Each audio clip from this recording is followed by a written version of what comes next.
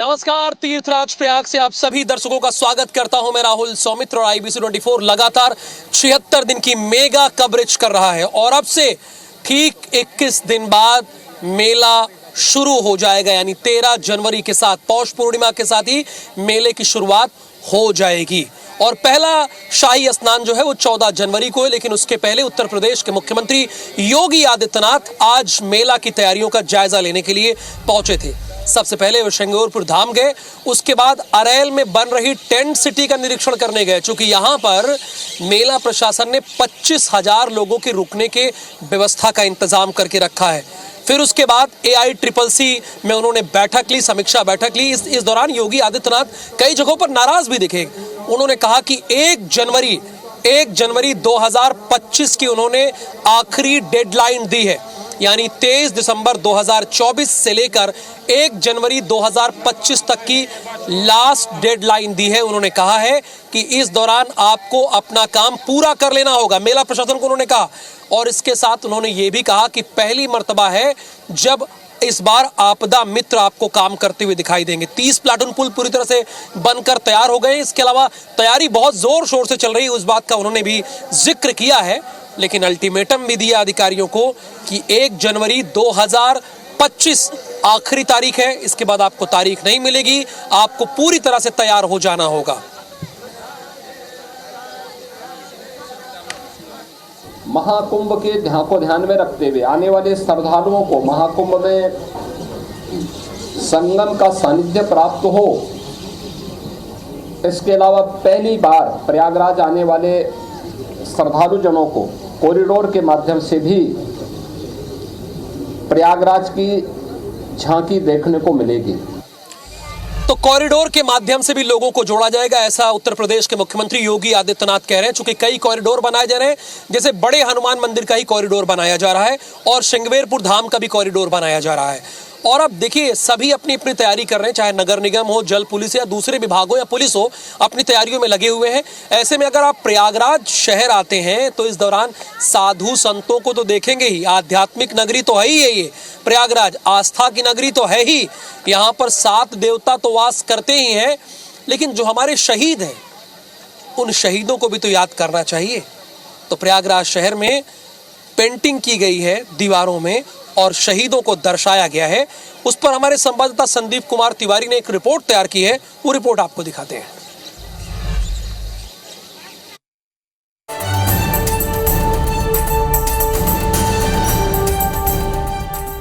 कुंभ नगरी प्रयागराज में आने वाले श्रद्धालु और पर्यटक इस बार महाकुंभ में आध्यात्मिक अनुभूति के साथ शहीदों के बलिदान की गाथा से भी रूबरू हो सकेंगे। सरकार ने प्रयागराज में देश की आजादी में अपना बलिदान देने वाले गुमनाम बलिदानियों को चिन्हित कर उनके बलिदान की गाथा लोगों के बीच पहुंचाने के लिए शहीद वॉल का निर्माण कराया है। प्रयागराज स्मार्ट सिटी की तरफ से इसका निर्माण किया गया है। वॉल में शहीदों के 30 छोटे म्यूरल्स से फोटो बनाए गए हैं, साथ ही उनका परिचय भी रेड सैंड स्टोन में लिखा हुआ है। इसके अलावा 8 बड़े म्यूरल्स भी यहाँ पर लगाए गए हैं। इनके नीचे शहीदों की शहादत की कहानियां भी स्टोन में उकेरी गई है। शहीद वॉल में 2 वाटर कूलर और वाटर फाउंटेन भी बनाए गए हैं। ये देश की पहली शहीद वॉल है, एक तरीके का ओपन संग्रहालय है। और यहाँ की खासियत ये है कि ये सारे विस्मित शहीद हैं, कि यहाँ शौर्य गाथा अंकित है, किस तरीके से शहीद हुए और उनके पोर्ट्रेट अंकित है।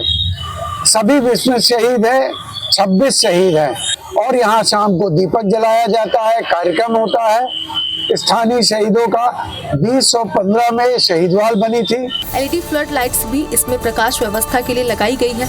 वॉल के चारों तरफ ग्रीनरी और हॉर्टिकल्चर का काम भी किया गया है। वॉल के किनारे साइनेज भी लगाए गए हैं। इसमें बैठने के लिए स्पेस भी है, जो खास फ्लोर स्टोन से बनाया गया है। अगर आप प्रयागराज आ रहे हैं दिव्य कुंभ भव्य कुंभ में, तो आपको प्रयागराज की एक बहुत ही बेहतरीन चीज जिसको शहीद वॉल कहा जाता है उसको देखना जरूर चाहिए। यहाँ पर 1857 में प्रयागराज यानी जो इलाहाबाद था, उन शहीदों के बारे में यहाँ आपको पूरी जानकारी मिलेगी। ये देखिए, ये शहीद वॉल है जहाँ पर 1857 में जो लोग शहीद हुए थे इलाहाबाद के लिए लड़ते हुए, जो आज प्रयागराज है, उन सभी भूले बिसरे शहीदों को यहाँ पर दर्शाया गया है, उनके बारे में पूरी जानकारी बताई गई है। अगर आप प्रयागराज आ रहे हैं, कुंभ में आ रहे हैं, तो यहाँ आप जरूर आएं, क्योंकि यहाँ आने पर आपको वो जानकारियां मिलेंगी, उन शहीदों के बारे में जानकारियां मिलेंगी जिनको शायद आपने कभी सुना ही नहीं होगा, जिनके बारे में आपने कभी जाना ही नहीं होगा। ये शहीदवाल बस स्टैंड जो सिविल लाइंस में है उसके सामने है, और जो मेन रास्ता कुंभ की तरफ जाता है उसी पर है। अगर आप दिव्य कुंभ, भव्य कुंभ में धर्म और आस्था की डुबकी लगाने आ रहे हैं, तो अपने देश के उन शहीदों के बारे में जानकारी लेने के लिए शहीदवाल जरूर आएं। संदीप तिवारी, ये IBC तो संदीप कुमार तिवारी की एक्सक्लूसिव रिपोर्ट थी, जिसमें आपने देखा कि किस तरह से प्रयागराज शहर में शहीदों की वॉल बनाई गई, यानी शहीदों को दर्शाया गया है, संतों और साधुओं के साथ उन्हें भी याद किया गया है। अब देखिए, सबसे बड़ी जिम्मेदारी इस महाकुंभ में किसकी है? मेले को साफ सुथरा बनाए रखने की, मजदूरों की और सफाई कर्मियों की है कि नहीं, आप बताइए। ये 1 महीने पहले आ जाते हैं मेले के शुरू होने के, और 1 महीने बाद जाते हैं। ऐसे में ये पूरे परिवार के साथ आते हैं, तो जाहिर सी बात है जब पूरे परिवार के साथ आएंगे तो बच्चे भी इनके साथ आएंगे ना। अब बच्चे आएंगे तो उनकी पढ़ाई का क्या होगा भाई? 2 से 2.5 महीने, 3 महीने वो कहाँ पढ़ेंगे? लेकिन इसका भी इंतजाम किया गया है। उत्तर प्रदेश का बेसिक शिक्षा विभाग ने बकायदा विद्या कुंभ के नाम से प्रेप से लेकर कक्षा 5 तक की यहाँ पर बकायदा प्राथमिक विद्यालय लगाया गया है, और यहाँ पर हर तरीके की सुविधाएं हैं, यानी स्मार्ट क्लास भी चल रही होती हैं, और क्लासेस तो चल ही रही होती हैं। इसको IBC 24 की टीम मौके पर पहुंची, मुआयना किया, जायजा लिया। ये हमारी एक्सक्लूसिव रिपोर्ट है। जरा देखिए कि इस अतुल्य कुंभ में भी विद्या कुंभ का आयोजन क्यों किया जा रहा है और उसके पीछे की वजह क्या है।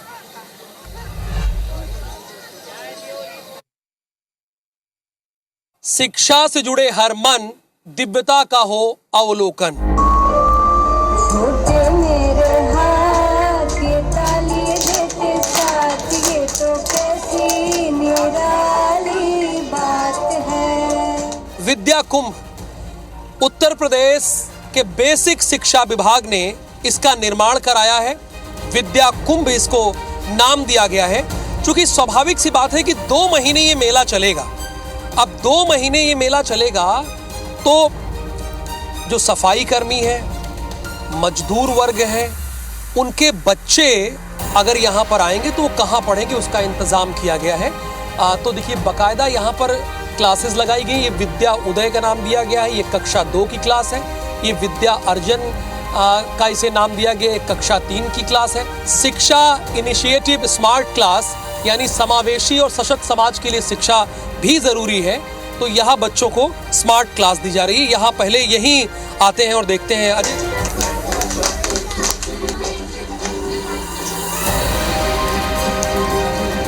आपका शुभ नाम क्या है? स्मार्ट क्लास के आप ही इंचार्ज हैं? जी, मैं डॉक्टर शरद त्रिवेदी हूँ, और मैं शिक्षा इनिशिएटिव शिवनाडर फाउंडेशन से हूँ और प्रोजेक्ट कोऑर्डिनेटर हूँ।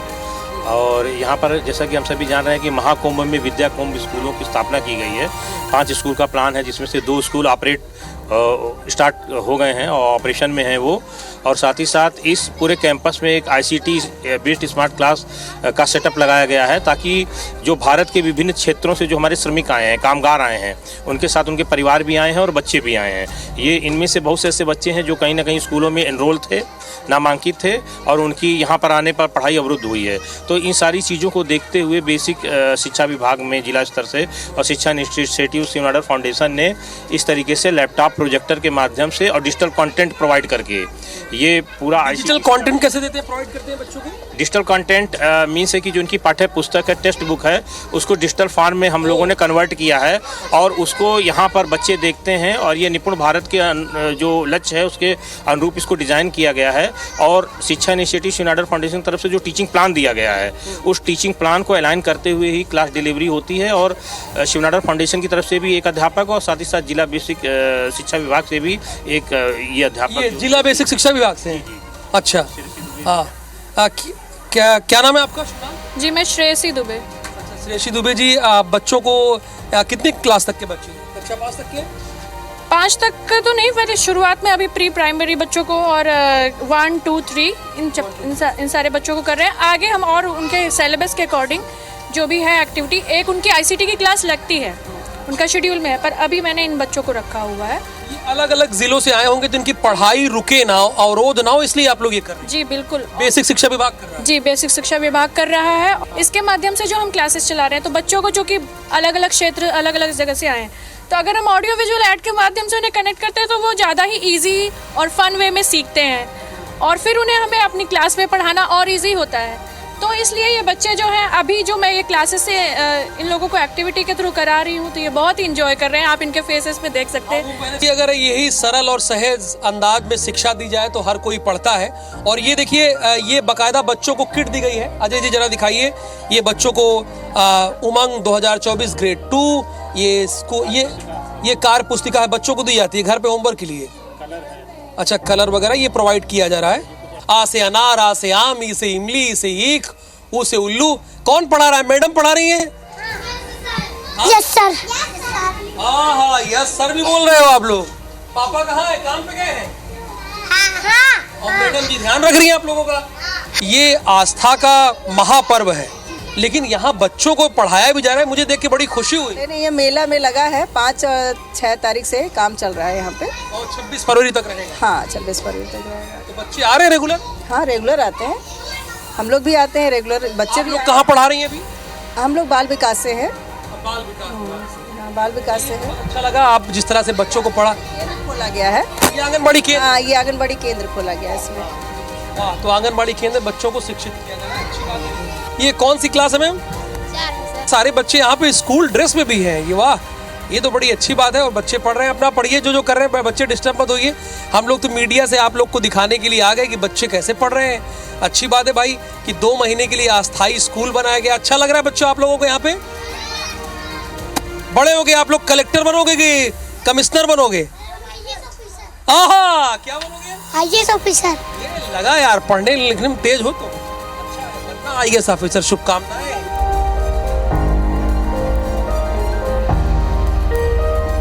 देखिए, अगर आपकी बच्ची शिक्षित होती है, पढ़ती है, तो यूनिसेफ की तरफ से 17 निर्धारित किए गए हैं केंद्र बिंदु, उसमें से 9 ये प्रभावित करती हैं। देखिए, जैसे कि ये विद्या है जो देख रहे हैं, ये बच्ची, इसका नाम विद्या दिया गया है बेसिक शिक्षा विभाग ने। मैं विद्या हूँ, मुझे शिक्षित करें और मैं 9 सतत विकास लक्ष्यों को प्राप्त करने में मदद कर सकती हूँ। ये बचा रही है विद्या। अच्छा, कौन कौन से लक्ष्य हैं? नो पॉवर्टी, गरीबी हट जाएगी। 0 हंगर, यानी भूखमरी नहीं रहेगी। बकायदा हर चीज को बताया गया है। और दूसरे तो देखिए, गुड हेल्थ हो गई, और उसके बाद क्वालिटी एजुकेशन, यानी एजुकेशन अच्छी होगी, जेंडर इक्वलिटी होगी। ये सारे 9 कुल मिला के 17, क्या बता रहे थे भाई साहब? कुल 17 यूनिसेफ की तरफ से निर्धारित किए गए हैं। 17 SDG गोल निर्धारित किए गए हैं जी, जिसमें से हमारा एजुकेट गर्ल्स जो है वो शिक्षित लड़का, हाँ, एक शिक्षित बालिका हमारा जो लक्ष्य होता है कि हम समाज की एक अंतिम बालिका तक अपने लक्ष्य को पहुंचाएं, और डायरेक्टली हम 9 SDG गोल को प्रभावित करते हैं। अस्थायी स्कूल में आप इसका भी ख्याल रख रहे हैं? जी जरूर, हम पूरा रखते हैं। हमारा जो हमारी संस्था है वो उसका ये लक्ष्य होता है कि एक भी बच्चा छूटा, संकल्प हमारा टूटा। एक भी बच्चा छूटा, संकल्प हमारा टूटा। देखिए, इस फलसफे से अगर कोई काम करेगा तो उसकी तारीफ तो बनती है। बेसिक शिक्षा विभाग ने काम बेहतरीन किया है। तो देखिए, 2 महीने यहाँ पूरा देश और विदेश से लोग आएंगे, उमड़ेगा, आस्था का महापर्व होगा, महाकुंभ होगा।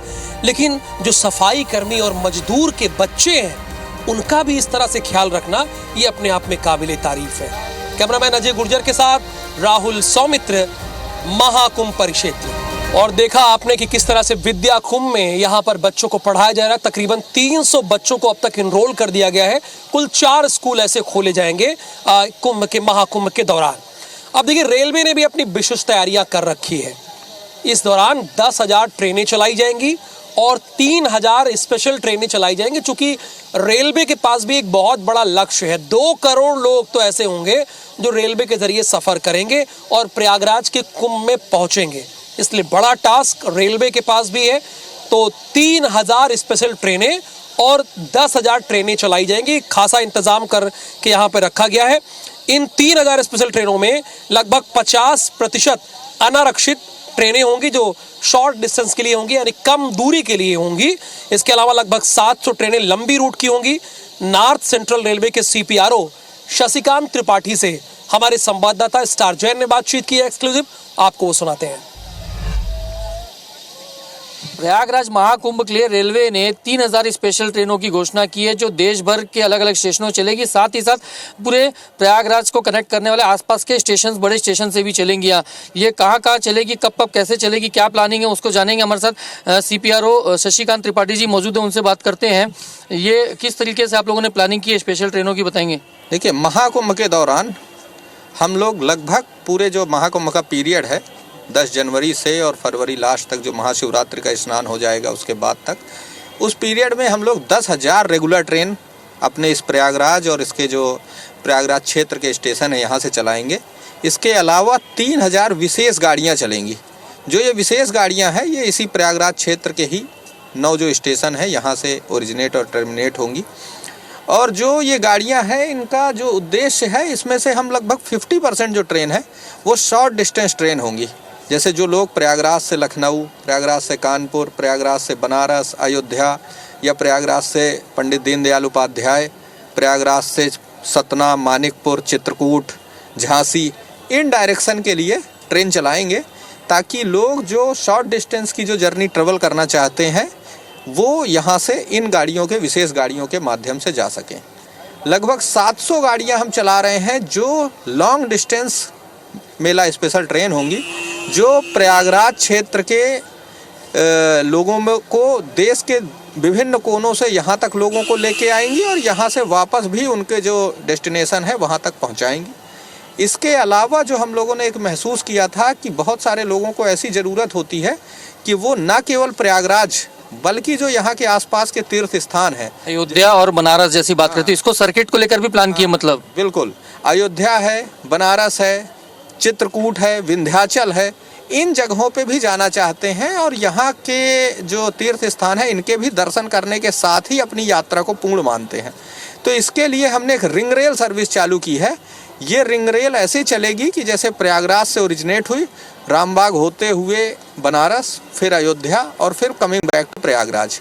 इसी तरह प्रयागराज से ओरिजिनेट होके कानपुर होते हुए, बांदा होते हुए, चित्रकूट होते हुए वापस प्रयागराज आएगी।